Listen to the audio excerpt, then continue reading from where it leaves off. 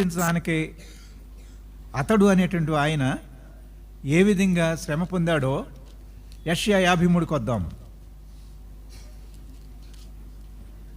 యెషయా 53వ అధ్యాయము, యెషయా గ్రంథము 53వ అధ్యాయము. మేము తెలియచేసిన సమాచారము ఎవడు నమ్మెను? యెహోవా బాహువు ఎవనికి బయలుపరచబడెను? లేత మొక్కవలెను, ఎండిన భూమిలో మొలచిన మొక్కవలెను అతడు ఆయన ఎదుట పెరిగెను. ఇక్కడ మనం చూస్తున్నాము, అతనికి స్వరూపమైనను సొగసైనను లేదు. మనం అతని చూచి అపేక్షించినట్లుగా అతని యందు స్వరూపము లేదు. అతడు తృణీకరింపబడిన వాడును, ఆయను మనుషుల వలన విసర్జించబడిన వాడును, వ్యసనాక్రాంతుడుగాను, వ్యాధిని అనుభవించినడుగాను, మనుషులు చూడనలుగాను ఉండెను. అతడు తృణీకరింపబడిన వాడు గనుక మనం అతని ఎన్నిక చేయకపోతిమి. ప్రియులారా, ఇక్కడ మనం చూస్తున్నాము, మనం ముందు చదివినట్లుగా అలంకరణ కానీ లేకపోతే అందం కానీ కనిపిస్తలేదు. ఆయన ఎంత ఉన్నతమైనటువంటి వాడో, ఎంత సౌందర్యవంతుడో, అవన్నీ కూడా మరి సిలువలో ఈ లోకంలో ఉన్నప్పుడు ఆయన ఏ విధంగా జీవించాడో మనం ఇక్కడ తెలుసుకుంటా ఉన్నాము. అతనికి స్వరూపమైనను సొగసైనను లేదు. అంతేకాదు, మనం అతన్ని చూచి అపేక్షించినట్లుగా అతని యందు స్వరూపము లేదు. అంతేకాకుండా ఆయన తృణీకరించబడ్డాడు.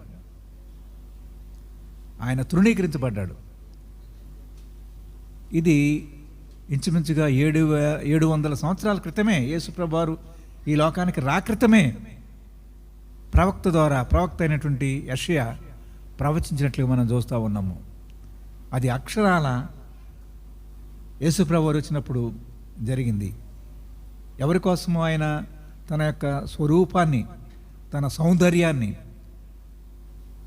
తన ఔన్నత్యాన్ని విడిచిపెట్టి వచ్చారంటే అది నీ కోసము, నా కోసము, మనందరి కోసము. ప్రియులారా, మనం ఎప్పుడైతే ఈ యొక్క అధ్యాయంలో మనం ధ్యానించామో ఆయన యొక్క శ్రమంతా కూడా ఈ క్రొత్త నిబంధన గ్రంథంలో మనం చూస్తూ ఉంటాము. ఆయన ఏ విధంగా తృణీకరించబడ్డాడో మనం చూస్తూ ఉంటాము. అందరూ ఆయన విడిచిపెట్టి వెళ్ళారు, ఆయన ఒంటరిగా కొండకు వెళ్ళని రాయబడింది. అంతటా ఎవరింటికి వారు వెళ్ళిపోయారటండి. అందరికీ గృహాలు ఉన్నాయి. అయితే సర్వసృష్టికర్త అయినటువంటి దేవునికి తలవాల్చుటకైనను స్థలము లేదు. నక్కలకు బొరియలను, ఆకాశ పక్షులకు గూళ్ళు ఉండేను కానీ మనుష్య కుమారునికి తలవాల్చుటకైనను స్థలం. ఎంత రిక్తుడుగా చేయబడ్డాడు ఆయన, ఎంత దీనస్థితి, ఎంత తగ్గించుకున్నాడో మనం చూస్తూ ఉన్నాము. తండ్రితో ఉండుట విడిచిపెట్టని భాగ్యమని ఆయన ఎంచుకోలేదు, కానీ మన కొరకు రిక్తునిగా చేసుకుని దాసుని స్వరూపం దాల్చి ఈ లోకానికి వచ్చినట్లుగా మనం చూస్తూ ఉన్నాము. కాబట్టి మనం ఏం చేసామంటే మనుషులము విసర్జించారు. ఆయన విసర్జించారు. అంతేకాకుండా ఆయన మీద తప్పులు పట్టుకోవాలని, ఆయన మాటల్లో తప్పు పట్టాలని చూచారు, ప్రవర్తనలో తప్పు పట్టాలని చూచారు, కానీ ఎవరికి తరమం కాలేదు. అయినా కానీ కఠినత్వం చివరికి ఏం చేశారంటే ఆయన ఎక్కడ అప్పగించారు? సిలువుకి అప్పగించారు. అప్పగించడానికి ముందు న్యాయస్థానానికి తీసుకెళ్ళిపోయారు. చూడండి, అది కూడా ఇక్కడ చూస్తున్నాం మనం.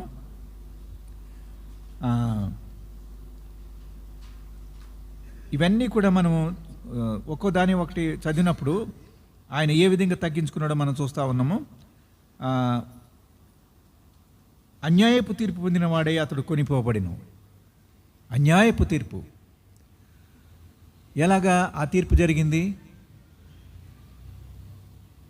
ముమ్మారు ఆయన్ని విచారించారు, కానీ ఆ 3 సార్లు కూడా ఏమని స్టేట్మెంట్ ఇచ్చారు, లేకపోతే ఏమని చెప్పారంటే ఈయనలో ఏ ఏ లోపము లేదు.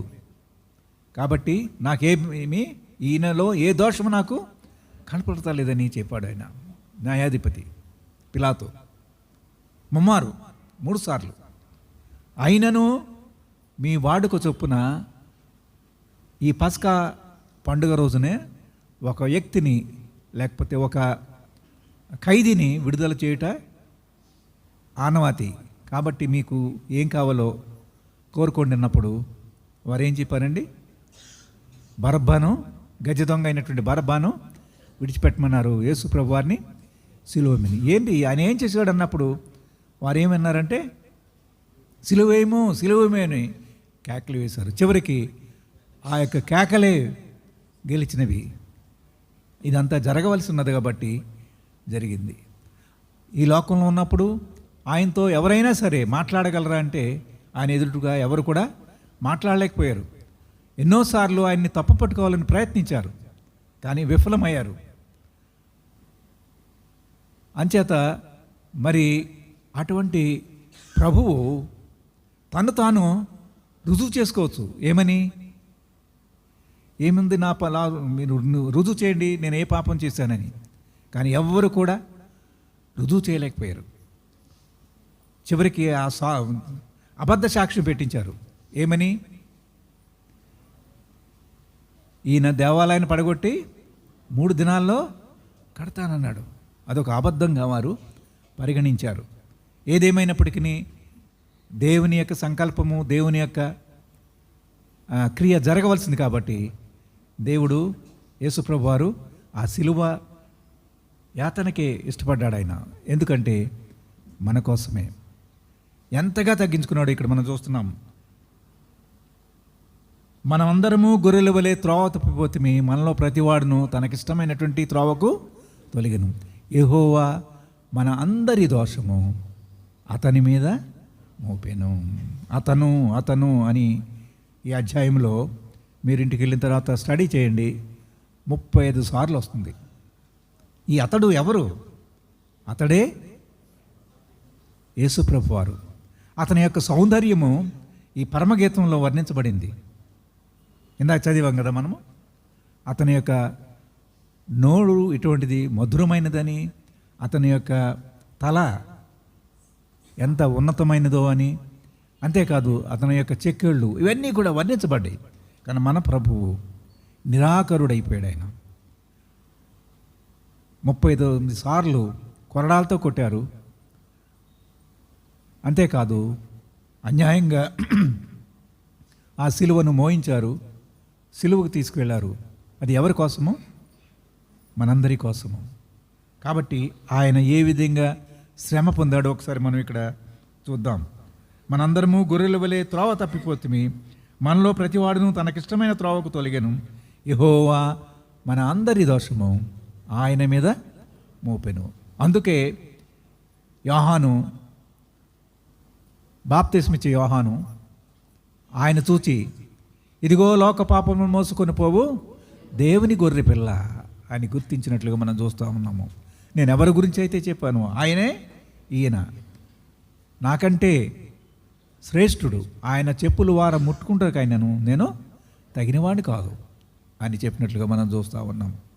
ప్రియులారా, యేసు ప్రభు వారు ఎంతగా తగ్గించుకున్నారో మనం చూస్తూ ఉన్నాము. అయితే సాధారణంగా సిలువ ఈ దినాల్లో విలువగానే ఉంది.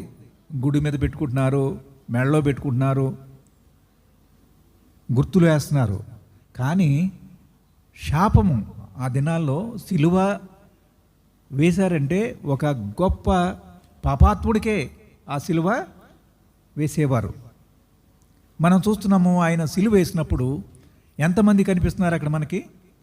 3. కుడివైపున ఒకడు, ఎడమవైపున ఒకడు. ఆ దృశ్యం చూసినప్పుడు మనకి ఏం కనిపిస్తుంది? ఒక పాపి, ఒక దుర్మార్గుడు మరణిస్తున్నాడని కనిపిస్తుంది. అయితే దైవ సంకల్పం ఏంటంటే యేసుప్రభు వారు మన కొరకు రక్తము చిందించాలి. ఆ రక్తం ద్వారా మనకు విముక్తి రావాలి. కాబట్టి ఆయన ఆ సిలువలో మౌనం వహించాడు ఆయన. ఎన్నో దూషించారు. నిన్ను నీవు రక్షించుకో అని ఆ ప్రక్కన ఉన్నటువంటి చెరువు దొంగలు కూడా దూషించారు. అయితే అందులో ఒకడు ఏమన్నాడు, మనకైతే ఇది తగును, ఆయన ఏ పాపము చేయలేదు అని వాడిని గద్దించి తన మార్గం తను చూసుకున్నాడు. ఏమని, తండ్రి నీ రాజ్యంలో వచ్చినప్పుడు నన్ను జ్ఞాపకం చేసుకోమన్నాడు. వెంటనే అప్పుడు ప్రభువు నోరు తెరిచాడు, నేడే నీవు నాతో కూడా పరదైసులో ఉంటావు. ఎంత కనికరం గల దేవుడు ఆయన, మన దేవుడు. చివరి నిమిషంలో కూడా ఆయన కనికరాన్ని చూపించాడు, ఆయన ప్రేమని చూపించాడు.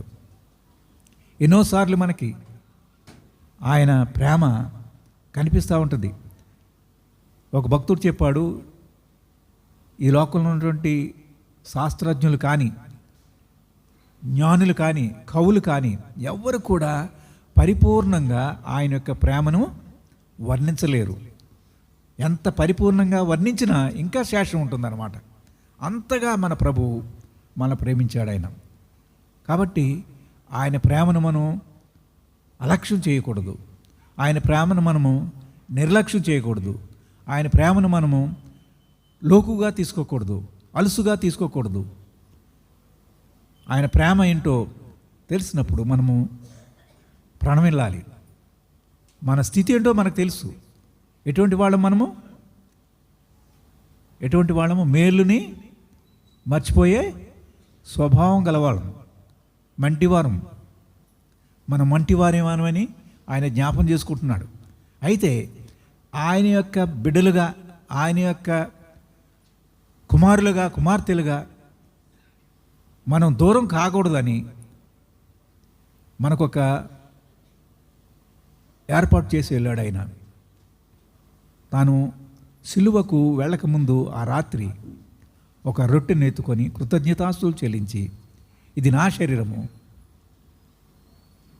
దీనిలో ఇది మీరు పంచుకొని తినుడి, మీ కొరకై మీ కొరకై గాయపడినటువంటి శరీరము అని ఆయన చెప్పి ఆయనకు శ్రమలను జ్ఞాపం చేసుకోమన్నారు ఆయన. అలాగే ఆ భోజనం అయిన తర్వాత ఒక పాత్ర ఎత్తుకొని కృతజ్ఞతాస్తుతులు చెల్లించి, ఇది నా రక్తం లాంటి క్రొత్త నిబంధన, నన్ను జ్ఞాపం చేసుకుంటకై దీన్ని చేయడని చెప్పారు.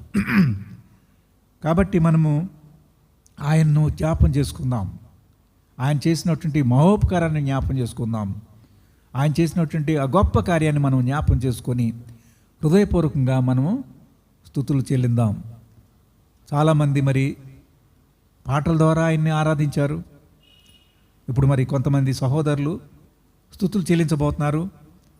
ఇప్పుడు మనం వాక్యం విన్నాము, మనం కొంతమట్టుకే విన్నాము, మీకు మరొక తలంపులు దీన్ని బట్టి రావచ్చు.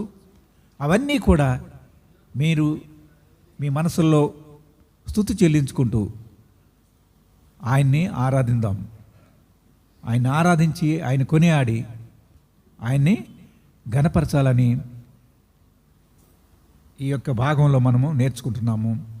కాబట్టి మీరందరూ కూడా ఆయన పొందిన శ్రమలు ఒక్కసారి తలంచుకుంటూ హృదయపూర్వకంగా స్తుతులు స్తోత్రాలు చెల్లిందాం.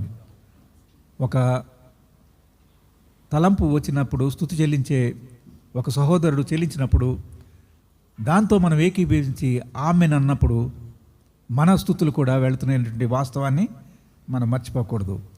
ఆ విధంగా చేసి ఆయన్ని ఘనపరిచి స్తుతించి ఆరాధింతుగాక. దేవుడు ఆరాధన కొరకు ఈ చిన్న తలంపులు దీవించునుగాక.